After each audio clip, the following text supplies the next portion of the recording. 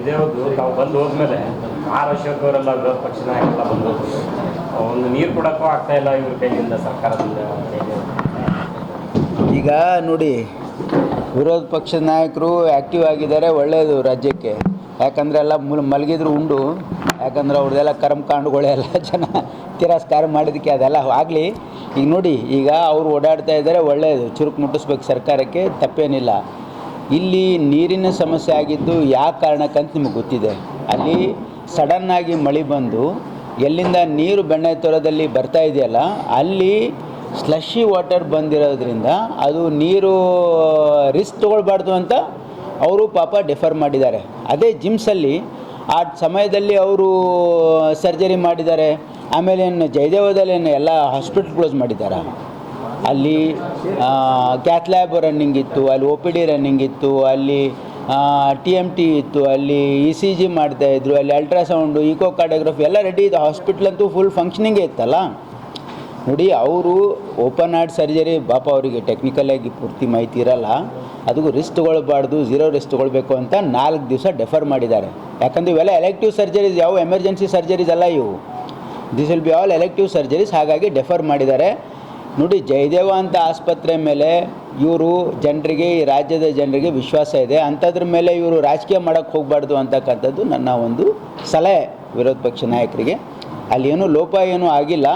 ನೀರು ಕೊಡೋದ್ರಲ್ಲಿ ಸಡನ್ನಾಗಿ ಮಳೆ ಬಂದಿದ್ದರಿಂದ, ಸ್ಲಶಿ ವಾಟ್ರ್ ಬಂದಿರೋದ್ರಿಂದ ಯಾಕಾಗಿದೆ ಅಂತ ಪತ್ರಕರ್ತರು ಗೊತ್ತಿದೆ. ನಾನೇ ಪರ್ಸ್ನಲಿ ಕೂಡ ವಿಸಿಟ್ ಮಾಡಿದ್ದೀನಿ, ಹಾಗೆ DC ವಿಸಿಟ್ ಮಾಡಿದ್ದಾರೆ. ಅದಕ್ಕೇನು ತೊಂದರೆ ಈಗ, ಅದಕ್ಕೆ ಜಿಮ್ಸಲ್ಲಿ ಅವರು ಯಾವುದು ಡೆಫರ್ ಮಾಡಿಲ್ಲ. ಪಾಲಿಕೆ ಅವ್ರು ನೋಡಿ, ಎಲ್ಲ ಮಳೆ ಬರುತ್ತಲ್ಲ, ನೀರು ಬಂದಿರೋಲ್ಲ. ಈಗ ಒಂದು ನಿಮಿಷ ಹಾಗಲ್ಲ, ಐ ಆಮ್ ಆನ್ಸರಿಂಗ್ ದಿಸ್ ಅಲ್ಲ. ನೋಡಿ, ಇದು ಒಂದು ಅನಿರೀಕ್ಷಿತ ಘಟನೆ. ಏನಂದರೆ ಅಲ್ಲಿ ಭಾಳ ಹೆವಿ ರೇನ್ ಬಂದಿರೋದ್ರಿಂದ ಸ್ಲಶಿ ವಾಟರು ಆ ಏರಿಯಾದಲ್ಲಿ ಅವು ಬಂದಿರಲಿಲ್ಲ. ಫಸ್ಟ್ ಟೈಮ್ ಈ ರೀತಿ ಆಗಿರೋದ್ರಿಂದ ಅದು ಇವರು rest ತೊಗೊಳ್ಬಾರ್ದು.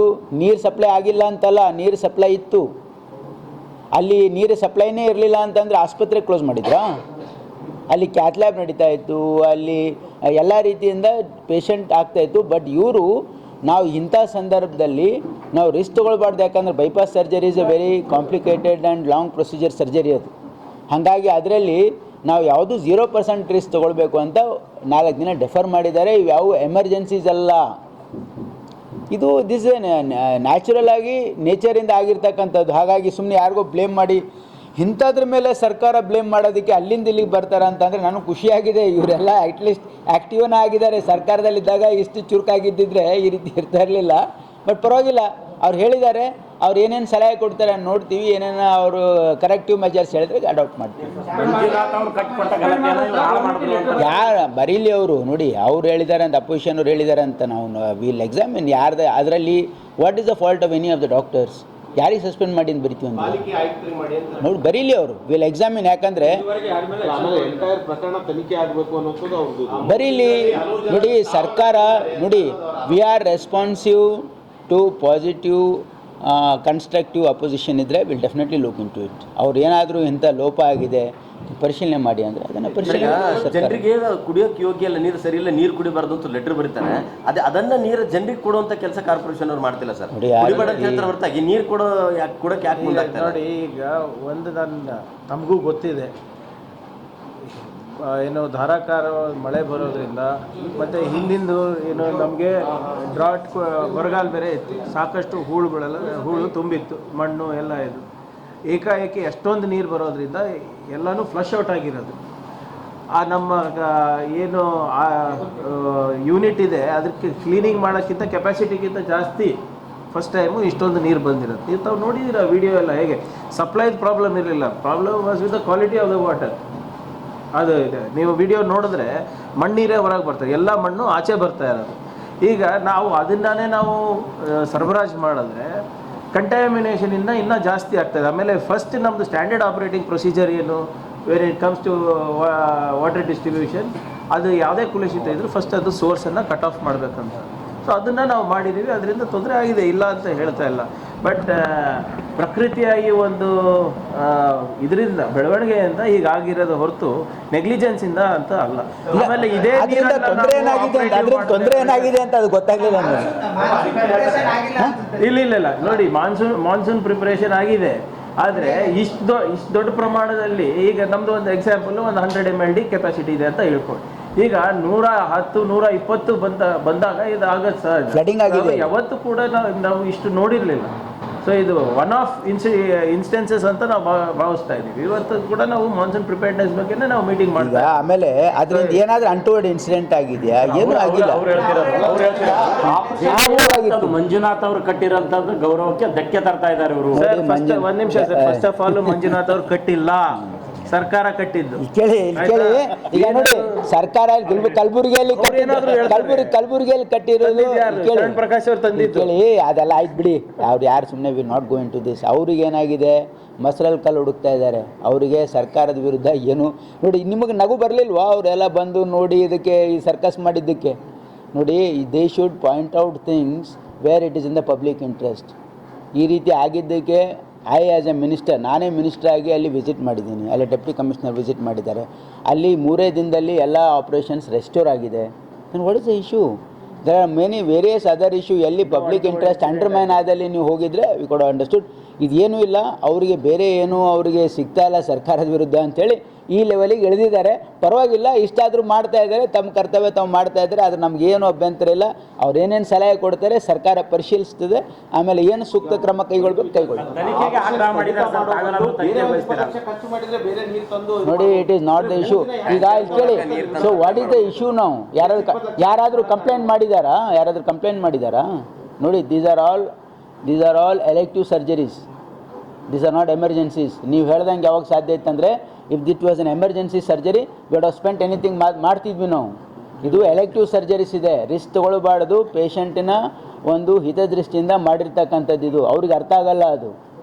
You see, is not a doctor, I am a doctor, I am telling you. ಅವರು ಅಲ್ಲೇನು ಡಾಕ್ಟರ್ಸ್ ಏನು ಡಿಸಿಷನ್ ತೊಗೊಂಡಿದ್ದಾರೆ, ಪಬ್ಲಿಕ್ ಇಂಟ್ರೆಸ್ಟಲ್ಲಿ ತೊಗೊಂಡಿದ್ದಾರೆ. ನೀವು ಅರ್ಜೆಂಟಾಗಿ ಮಾಡಬೇಕಾಗಿತ್ತು ಅಂದರೆ ಎಮರ್ಜೆನ್ಸಿ ಇತ್ತಾ ಅದು? ಅವರು ಹೇಳ್ತಾ ಇರೋದ್ರಲ್ಲಿ ಏನೂ ಹುರುಳಿಲ್ಲ ಅವರಲ್ಲಿ. So what is wrong with that? Precautions ಅಂದರೆ ನೀವು ಸ್ಲಶಿ ನೀರು, ನಮ್ಮ ಸಿಸ್ಟಮಲ್ಲಿ ಸ್ಲಶಿ ನೀರು ಕನಸು ಬೀಳ್ತಿರ್ತದ. ಮಾನ್ಸೂನ್ ಅಲ್ಲ ನೋಡಿ, ಎವ್ರಿ ಮಾನ್ಸೂನ್ ಇಲ್ಲಿ ಕೇಳಿ, ನೀವು ಹೇಳೋದು ಯಾವಾಗ ಸಾಧ್ಯ ಇದೆ ಅಂದರೆ, ಎವ್ರಿ ಮಾನ್ಸೂನಲ್ಲಿ ಹೀಗೆ ಆಗ್ತಾಯಿತ್ತು. This is A special case. ಜಾಸ್ತಿ ಮಳೆ ಆಗಿರೋದ್ರಿಂದ, ಸ್ಲಶಿ ನೀರು ಬಂದಿರೋದ್ರಿಂದ ಯಾರೂ ಆ್ಯಂಟಿಸಿಪೇಟ್ ಮಾಡೋಕ್ಕಾಗಲ್ಲ. ಹಾಗಾಗಿ ಆಗಿದೆ.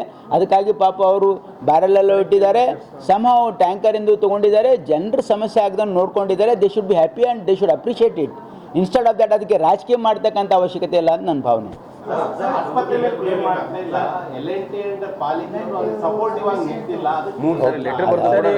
LNT ಇದು ಸಮಸ್ಯೆ ಇದೆ, ತಮ್ಗೆ ಗೊತ್ತಿದೆ.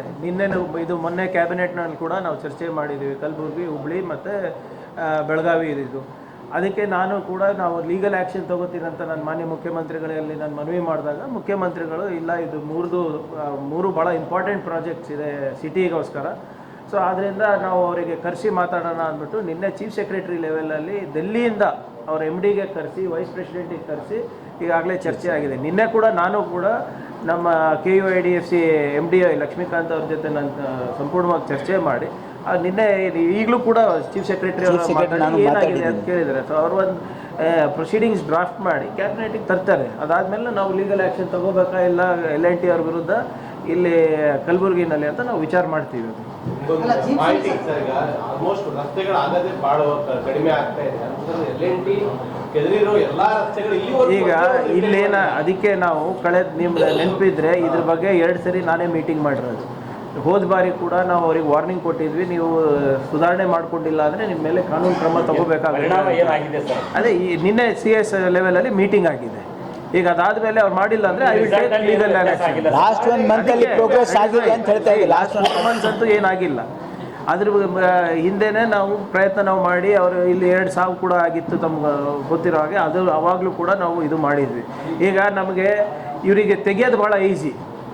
ಅದು ಏನು ಆ ನೀಜರ್ ಕೆಲ್ಸ ಮತ್ತೆ ಮಾಡ್ಸೋದು. ಬಟ್ ಆದರೆ ಅದಾದ್ಮೇಲೆ ನಾವು ಹೇಗೆ ಇದನ್ನ ಕೆಲ್ಸ ಮುಗಿಸ್ಬೇಕಲ್ಲ. ಮುಂದುವರಿಸೋದು, ಎಸ್ಪೆಷಲಿ ಆಯ್ತು ರೋಡ್ ಕೆದ್ರೋದು ಬಿಡೋದು ಅದು ನಾವು ತುಂಬೋದು, ಬಟ್ ಸರಬರಾಜು ಮಾಡೋದು ನೀರು ಸರಬರಾಜು ಅದು that is the most important. ನಾವು ಸ್ವಲ್ಪ ತ್ರಿಶಂಕು ಪರಿಸ್ಥಿತಿನಲ್ಲಿ ಇದ್ದೀವಿ, ಅವರಿಗೆ ಕಾಂಟ್ರಾಕ್ಟ್ ಕೊಟ್ಬಿಟ್ಟು. ಸೊ ಆದ್ದರಿಂದ ಸ್ವಲ್ಪ ಟೈಮ್ ಕೊಡಿ, ವಿ ವಿಲ್ ಇದನ್ನು ಸಂಪೂರ್ಣವಾದಂಥ ಏನೋ ವೈಜ್ಞಾನಿಕವಾಗಿ ನಿರ್ವಹಣೆ ಮಾಡುವಂಥ ನಿಟ್ಟಿನಲ್ಲಿ ನಾವು ಕ್ರಮ ವಹಿಸ್ತೀವಿ. ನಾವು ಎಲ್ಲರೂ ನೀವೇ ಮಾಡೋಕ್ಕಾಗಲ್ಲ. ಅಟ್ಲೀಸ್ಟ್ ಅವ್ರು ಎಲ್ಲಿ ಕಾಮಗಾರಿ ಮಾಡ್ತಾರೆ ಆ ರಸ್ತೆಗಳು ಆಗಿದೆಯಾ ಇಲ್ಲ ಅಂತ ಯಾಕೆ officer we have taken complete stock of situation. ಅವರಿಗೆ ನಾವು ಇದು ಈಗ ರಸ್ತೆ ಆಗಿ ಇಲ್ಲ ನೋಡಿ, ಒಂದೇ ಅರ್ಥ ಮಾಡ್ಕೊಳ್ಳಿ. ಈಗ ನೀವು ಹೇಳೋದು ಒಪ್ತೀನಿ, ಎಲ್ಲ ಕಡೆ ತೋಡಿದೆ. ಈ ಅದು ಮತ್ತು JJM ನಾವು ಬದನಾಮ ಆಗ್ತಾ ಇರೋದೇ ಏನೋ ರೋಡ್ಗಳನ್ನು ನಾವು ಹೊಡೆದಿದ್ದಕ್ಕೆ. ಇದು ಈಗ ಎಕ್ಸಾಂಪಲ್ ಒಂದು JJMನಲ್ಲಿ ಒಂದು ಉದಾಹರಣೆ ಕೊಡ್ತೀನಿ ನೋಡಿ. ಈಗ ನಮಗೆ ಏನಿಲ್ಲ ಅಂದರೂ 18 ತಿಂಗಳು ಮಿನಿಮಮ್ ಬೇಕು. ಯಾಕಂದರೆ ಫಸ್ಟ್ ನಾವು ಸೋರ್ಸ್ ಹುಡುಕ್ಬೇಕು, ಸೋರ್ಸ್ ಆದಮೇಲೆ ಪೈಪ್ಲೈನ್ ಲೇ ಮಾಡಬೇಕು, ಪೈಪ್ಲೈನ್ ಲೈನ್ ಮಾನ್ಸೂನಿಗೆ ಕಾಯ್ಬೇಕು ನಾವು.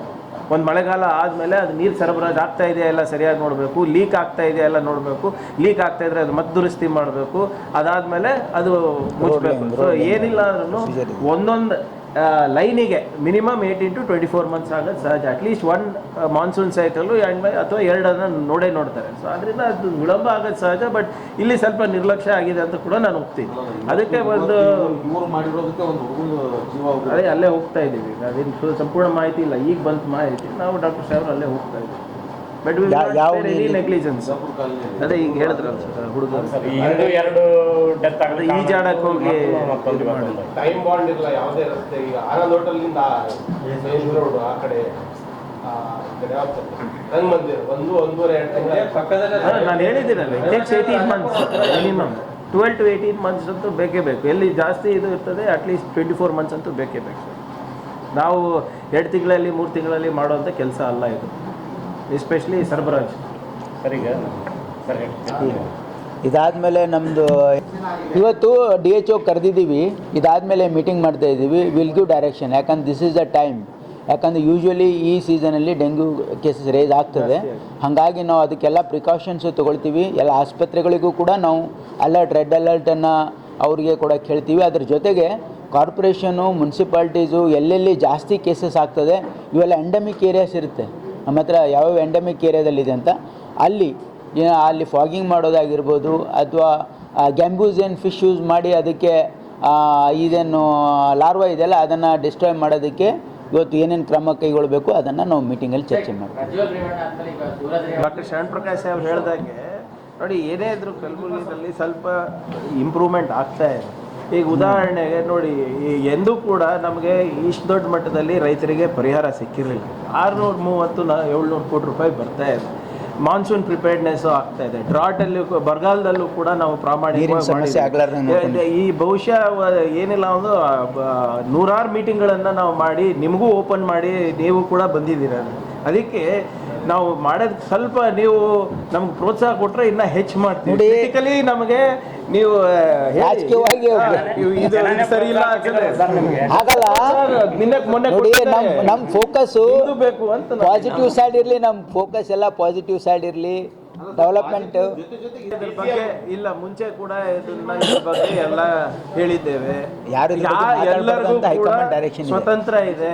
ಏನಾದ್ರೂ ಅವರ ವೈಯಕ್ತಿಕ ಅಭಿಪ್ರಾಯಗಳಿದ್ರೆ ಹೈಕಮಾಂಡ್ ಹತ್ರ ಹೋಗಿ ಹೇಳಿ, ಯಾರು ಅದಕ್ಕೆ ತಕರಾರಿಲ್ಲ. ಅದು ಪಕ್ಷದ ವೇದಿಕೆ ಇರ್ತದೆ, ಯಾರ ಹತ್ರ ಹೇಳ್ಬೇಕು ಹೇಳಿದ್ರೆ ಆಯ್ತು ಅಷ್ಟೇ. ನಾವ್ಯಾರು ಆಸ್ಪಿರೆಂಟ್ ನೋಡಿ, ನಾವು ಇಲ್ಲ, ಇವರು ಇಲ್ಲ, ನಾವ್ಯಾರು ಆಸ್ಪಿರೆಂಟ್ ಇಲ್ಲ. ಕ್ಲಿಯರ್ ಆಗಿ ಹೇಳ್ತಾ ಇದ್ದಿಲ್ಲ. ನೀವು ಓಟ್ ಹಾಕಿರೋ ದೃಢಪಡಿಸಿಲ್ಲ ನನಗಿಲ್ಲ, ಇದೆಲ್ಲ ಸಾಕ್ಷಿ ಅಂತಾರೆ. ಇದೊಂದು ಯಾರು ಮಾಡೋದಿಲ್ಲ, ಅಂಗನವಾಡಿ ಕಾರ್ಯಕರ್ತರು ಇದಕ್ಕೆ ಅಪೋಸ್ ಮಾಡ್ತಾರೆ. ಇಲ್ಲ ಇದಕ್ಕೆ ಕೇಳಿ, ಇಲ್ಲ ಇದು ಒಂದು ಅಂಗನವಾಡಿ ಕಾರ್ಯಕರ್ತರು ಕೂಡ ಇದಕ್ಕೆ ಅಂದರೆ ಅವ್ರದ್ದೊಂದು ಪ್ರೊಟೆಸ್ಟ್ ಅಪ್ರೆನ್ಷನ್ ಏನಿದೆ ಅಂದರೆ, ಇದು ಸ್ಟಾರ್ಟ್ ಮಾಡಿದರೆ ಎಲ್ಲ ಮಕ್ಕಳು ಅಲ್ಲೇ ಶಿಫ್ಟ್ ಆಗ್ತಾರೆ, ಅಂಗನವಾಡಿ ಕ್ಲೋಸ್ ಆಗ್ತದೆ ಅಂತ ಅವ್ರ ಅಪ್ರೆನ್ಷನ್. ಹಂಗಾಗಿ ಅವರು ಅಪ್ರೆನ್ಷನನ್ನು ಅವರು ವ್ಯಕ್ತ ಮಾಡಿದರು. ಆಮೇಲೆ ಅವರು ಒಂದು ರಿಪ್ರೆಸೆಂಟೇಷನು ಪ್ರೊಟೆಸ್ಟ್ ಮಾಡಿದ್ದು ರಾಜ್ಯಾದ್ಯಂತ. ಆಮೇಲೆ ಮೇಳ ಮತ್ತು ಮಕ್ಕಳ ಕಲ್ಯಾಣ ಸಚಿವರಿಗೂ ಕೂಡ ರಿಪ್ರೆಸೆಂಟೇಷನ್ ಕೊಟ್ಟಿದ್ದರು. ಅವರು ಕೂಡ ಅಲ್ಲಿ ಪ್ರೊಟೆಸ್ಟ್ ಸೈಟಿಗೆ ಹೋಗಿ ಅವರಿಗೆ ಆಶ್ವಾಸನೆ ಏನು ಕೊಟ್ಟಿದ್ದಾರೆ ಅಂದರೆ, ಒಂದು ಮೀಟಿಂಗನ್ನು ಮಾನ್ಯ ಮುಖ್ಯಮಂತ್ರಿಗಳ ಅಧ್ಯಕ್ಷತೆಯಲ್ಲಿ ಇವತ್ತು ಅಂದರೆ ನಮ್ಮ ಶಿಕ್ಷಣ ಸಚಿವರು ಮತ್ತು ಮಹಿಳಾ ಮತ್ತು ಮಕ್ಕಳ ಕಲ್ಯಾಣ ಸಚಿವರು ಒಂದು ಮುಖ್ಯಮಂತ್ರಿಗಳ ನೇತೃತ್ವದಲ್ಲಿ ಒಂದು ಮೀಟಿಂಗ್ ಮಾಡಿ ಅದನ್ನು ರಿಸಾಲ್ವ್ ಮಾಡೋಣ ಅಂತಕ್ಕಂಥದ್ದನ್ನು ಹೇಳಿದ್ದಾರೆ. ಇವತ್ತು ಅಲ್ಲಿ ಅಂದರೆ ಯಾರಿಗೂ ಇವ್ರಿಗೂ ತೊಂದರೆ ಆಗದೇ ಇರೋಂಗೆ ಮತ್ತು LKG UKGನೂ ಸ್ಟಾರ್ಟ್ ಮಾಡೋಂಗೆ ಒಂದು ನಿರ್ಧಾರ ಮಾಡ್ತೀವಿ ಅಂತಕ್ಕಂಥದ್ದನ್ನು ಹೇಳಿದ್ದಾರೆ.